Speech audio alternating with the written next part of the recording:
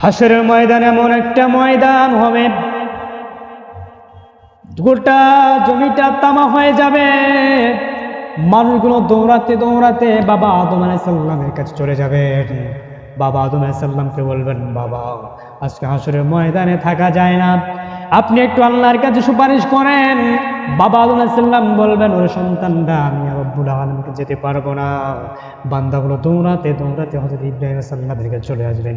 হযরত ইব্রাহিম আলাইহিস সালাম বলবেন, আজকে হাসরের ময়দানে আমি কারো পক্ষে সুপারিশ করতে পারবো না। সমস্ত মানুষগুলো এসে যাবে, মানুষগুলো আসার পরে দেখবেন আপনারা আমার নবী, আখিরি জামানার নবী, বিশ্ব নবী সাল্লাল্লাহু আলাইহি সাল্লাম সিজদায় পড়ে ডাকতেছেন, রব্বি হাবলি উম্মতি। হাসরের ময়দানে আমার রাসূল সমস্ত উম্মতদের ব্যাপারে সুপারিশ করবেন। রাসূল সাল্লাল্লাহু আলাইহি সাল্লাম দুনিয়াতে কষ্ট করলেন উম্মতের জন্য।